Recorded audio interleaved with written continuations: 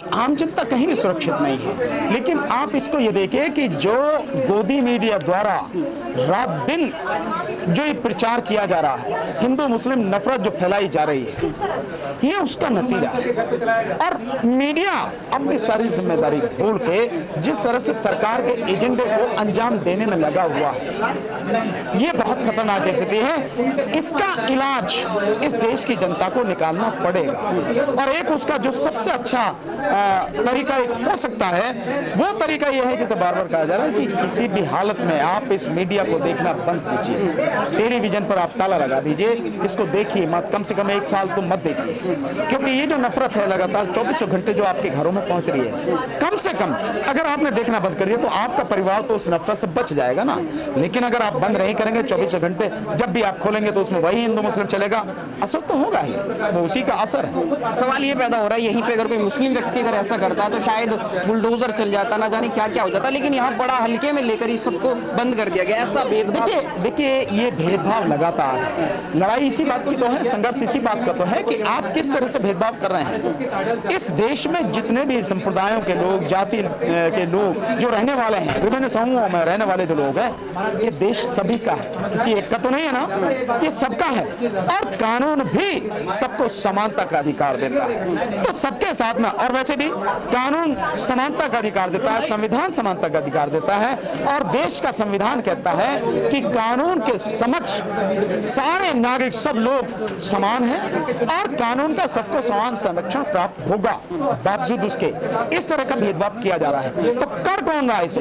जो उस कानून को लागू करने वाले हैं। तो जो कानून को लागू करने वाले लोग एक दूषित मानसिकता के होंगे, या एक पक्षीय मानसिकता के होंगे, या देश में नफरत फैलाने वाले ही की मानसिकता जिनकी है, तो उसी तरह से काम होगा, और ये उसी तरह से हो रहा है। बोला जाता है कि भैया मोदी, योगी और ठाकरे अगर देश में रहना है तो इनके साथ ही रहना पड़ेगा, यही कहना पड़ेगा। ये बयान कैसे जनता को देखना चाहिए? नहीं, मुझे नहीं पता कि ठाकरे की कोई बात आई है, पर जहां तक मैं समझता हूं मोदी और योगी की बात, देखिए ये उसी नफरत का हिस्सा है।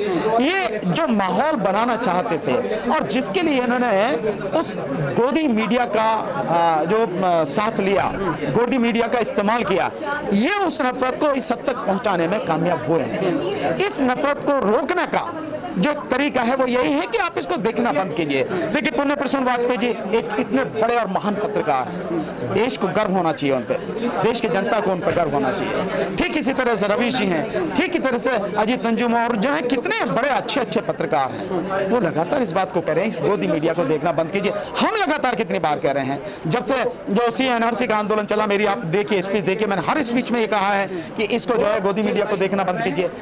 इसको देखना बंद कर कर आप बहुत कुछ इस नफरत को रोकने में कामयाब हो जाएंगे, क्योंकि पहले तो अपने आप को बचाइए ना, दूसरे को बचाना तो बाद की बात है, पहले आप अपने आप को बचाइए, और अपने आप को बड़े आराम से बचा सकते हैं कि आप अपने जो टीवी है उसमें आप ताला लगा दीजिए, मत देखिए आप उसको। लेकिन सवाल ये भी तो पैदा होता है कि अगर एक कम्युनिटी के खिलाफ बार बार ऐसे प्रदर्शन देखने को मिल रहे हैं, उसी को उलझाया जा रहा है, तो सुप्रीम कोर्ट हो या बड़ा जो भी है वो क्यों नहीं बोल पा रहा? क्योंकि अमेरिका भी बोल रहा है, हम सब कुछ देख रहे हैं। देखिए सब पूरी दुनिया देख रही है, और मणिपुर पे जो हुआ उसके लिए यूरोपियन यूनियन में जो प्रस्ताव पास हुआ उनके संसद में, और अमेरिका में भी उसके खिलाफ आवाज उठी है, तो दुनिया देख रही है, इसमें कोई शक वाली बात नहीं है। बात यह है कि जो यहाँ की सरकार है वो उस पर कार्रवाई करे, लेकिन जब सरकार ही इस सब के लिए जिम्मेदार है, सरकार ही इस नफरत को फैलाना चाहती है। और जहां तक आपने सुप्रीम कोर्ट की बात कही, सुप्रीम कोर्ट ने तो अब यहां तक कहा कि हेट स्पीच को रोका जाए, पुलिस को कार्रवाई करनी चाहिए, प्रशासन को कार्रवाई करनी चाहिए, लेकिन उसके बावजूद भी अगर नहीं वो कार्रवाई कर रहे हैं, ये परिस्थिति गंभीर है।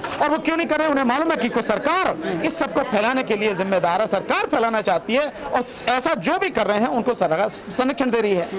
कोर्ट इतना कर सकती है, जैसे मैंने भी प्रेस कॉन्फ्रेंस में कहा कि कोर्ट को ये काम करना चाहिए, ये जो अधिकारी हैं, चाहे पुलिस के हों, चाहे IAS ऑफिसर्स हों, ये जितने भी लोग इस तरह के हैं, जिनका काम है कानून को लागू करें, संविधान के खिलाफ अगर कुछ भी हो रहा है उसको बर्दाश्त ना करें, कानूनी कार्रवाई करें उस व्यक्ति के खिलाफ जो संविधान के विरुद्ध काम कर रहा है।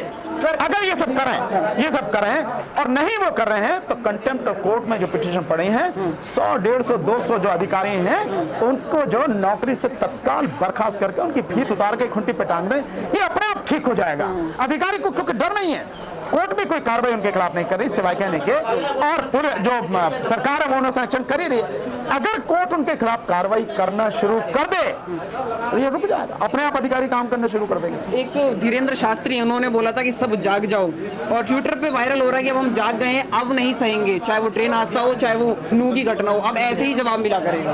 देखिए ये सारी की सारी चीजें वही हैं, ये नफरत को बढ़ावा देने वाली, घृणा को फैलाने वाली, इस सांप्रदायिकता को फैलाने वाली और हिंदू मुस्लिम करने वाली वो राजनीति है। ये जितने भी इकट्ठे हो गए बाबा टाइप के कीड़े मकोड़े जो इकट्ठे हो गए हैं, ये बाकायदा बीजेपी ने पैदा किए हैं ये गंदगी को फैलाने के लिए, तो वो वही काम कर रहे हैं। हमें अपनी समझ का इस्तेमाल करना है, हमें अपनी बुद्धि का इस्तेमाल करना है कि हम उनके बहकावे में, उनके उकसावे में न आए और देश में अपनी रक्षा कर दो। आपको अपनी रक्षा का पूरा अधिकार है, कानून है, संविधान ने आपको रक्षा का अधिकार दिया। अगर कोई आपकी जान और कोई आपकी संपत्ति को नुकसान करता है तो आप अपनी रक्षा के लिए पूरी तरह स्वतंत्र हैं। यहां तक स्वतंत्र है कि अगर उसमें आप दूसरे की जान भी ले लें तो भी कोई बात नहीं। अगर आपकी जान और उसमें माल पे इतना गंभीर खतरा है तो ये अधिकार है, पर ये तभी है जब एक्सट्रीम स्थिति में पहुंच जाए बात। उससे पहले कोशिश ये करनी चाहिए कि बेशक वो उकसावे की कार्रवाई करें, बेशक कितनी घृणा फैलानी करें, हमें उसका रेस्पॉन्स नहीं देना। मैं एक उदाहरण इसका देता हूं, उससे आप समझ जाएंगे।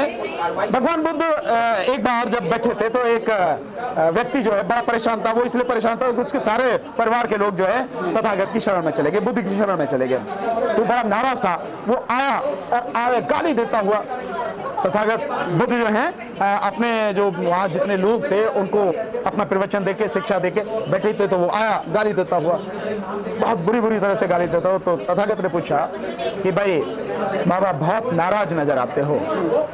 हाँ, एकदम वो चौंका, हाँ मैं नाराज हूँ। किस लिए, क्या बात है, अच्छा पास में आओ। तो बुद्ध ने एक सवाल उनसे पूछा कि बाबा एक बात बताओ कि अगर कोई व्यक्ति कुछ लेकर आता है और जिसके लिए लेकर आता है वो उसे स्वीकार न करे तो वो किसके पास रहेगा? कह रहा कैसा अजीब आदमी है, अगर स्वीकार नहीं करेगा तो जो लेकर आया उसी के पास रहेगा। तो भगवान बुद्ध कहते हैं कि अच्छा बाबा, हमें आपकी गालियां स्वीकार नहीं है, आपकी गालियां आपको मुबारक। एक झटके में वो व्यक्ति बदल गया कि मैं इतनी गाली दे रहा हूं और ये व्यक्ति बिल्कुल शांत। तो हमें ये जो हालात चल रहे हैं, इस हालात को बहुत समझ के साथ में हैंडल करना है। हमें रिएक्ट करना कहां, जहां हमें जान माल की हमारी इज्जत का खतरा हो। उसके अलावा वो कितने भी उकसावे की कार्रवाई करें, हमें उकसावे में नहीं आना है। हमें शांति का माहौल अपनी तरफ से बना के रखना है। सर एक चीज और है, अब नू के अंदर लोगों ने प्लान शुरू कर दिया। हरियाणा के कई जिलों में से लोग अब जा रहे हैं, कह रहे हैं ये सेफ नहीं है और यहाँ में हमें धमकी मिल रही है। तो उनका कैसे, प्रशासन इतना पावर अभी नहीं दिखा पा रहा कि हाँ चीजों को, मैटर को सॉल्व करना है? देखिए प्रशासन की तो आप उम्मीद मत करिए। प्रशासन तो जब उसकी प्रशासन की गर्दन पकड़ी जाएगी कानूनी और संवैधानिक तरीके से तब करेगा, वही प्रशासन काम करेगा। लेकिन मैं लोगों से अपील करूंगा, अगर लोग इस तरह की बात, पलायन की बात कर रहे हैं वहां से, उनको पलायन करने की जरूरत नहीं है। ऐसा मतलब होता है, निश्चित रूप से धमकियां मिल रही होंगी, उन पर हमले भी हो सकते हैं, कोई बात नहीं इसमें। लेकिन इससे आप डर के नहीं चले जाएंगे, छोड़ के नहीं चले जाएंगे। जब देश में चारों तरफ सरकार बीजेपी की है तो आप कहां जाएंगे बच के? क्या जहां जाएंगे वहां सुरक्षित होंगे आप? नहीं ना। क्या इससे सुरक्षा की गारंटी है? नहीं, कहीं कोई गारंटी नहीं। तो जब कहीं भी गारंटी नहीं, तो जहां है यही नहीं है, यही रह के इसका मुकाबला कीजिए। हमें बताइए, हम लोग कार्रवाई करवाएंगे, आपको बताएंगे कानूनी तरीके से कैसे निपटा जा सकता है। लास्ट सवाल यही है, जो ट्रेन हादसा हुआ है, आरपीएफ का जवान इतने बंदों को मार देता है लेकिन उस पर इतना ज्यादा हाव तौबा किसी ने नहीं मचाई, उस चीज को कैसे देखते हैं? क्योंकि गुनेगार आतंकी होता है। भाई देखिए, जिस नफरत को फैलाने वाले वो लोग हैं और उनकी नफरत का एक परिणाम उनके सामने है, तो वो जश्न मनाएंगे? वो तो जश्न नहीं मनाएंगे भाई, वो उसके खिलाफ हाय हल्ला क्यों मचाएंगे? नहीं करेंगे वो। लेकिन जिस व्यक्ति ने ये गुनाह किया है उसके खिलाफ तो कानूनी कार्रवाई होगी, हत्या का मुकदमा दर्ज होगा, गिरफ्तार होगा, जेल में मुकदमा चलेगा, सजा होगी, निश्चित रूप से इसमें कोई बात ही नहीं है। तो ये, और जो एक बहाना लिया जा रहा है कि साहब उसकी मानसिक स्थिति खराब है, मानसिक स्थिति ये बहाना है। जिस कमिश्नर ने कहा था शुरू में कि उसकी मानसिक स्थिति खराब है, बाद में उसी ने डिक्लेयर कर दिया कि नहीं इसकी मानसिक स्थिति खराब नहीं, बिल्कुल ठीक है, सब कुछ ठीक है।